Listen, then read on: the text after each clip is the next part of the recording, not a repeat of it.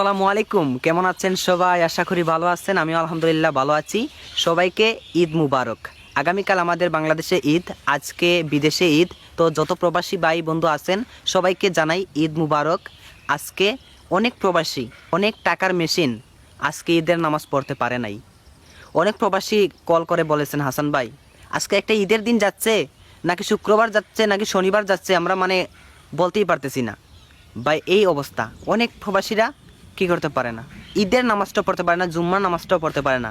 এটা বাস্তব কথা, যারা প্রবাসে থাকে তারা জানে। তো আমরা বরাবরের মতো তাদেরকে টাকার মেশিন মনে করি। তো একটা গান আমার বারবার তাদের কথায় স্মরণ হলেই আমার গানটা মনে হয়। এই যে একটা গান আছে, ইচ্ছে করে জানতে আমি জিন্দা নাকি লাশ,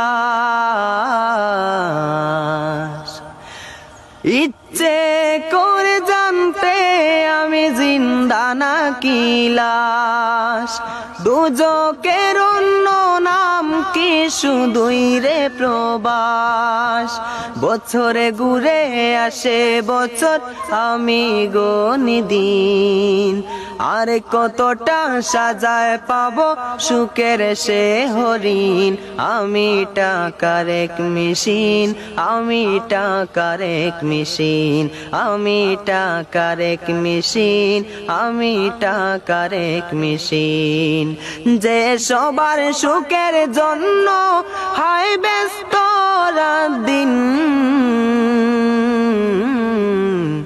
আমি টাকার এক মেশিন, আমি টাকার এক মেশিন, আমি টাকার এক মেশিন, আমি টাকার এক মেশিন।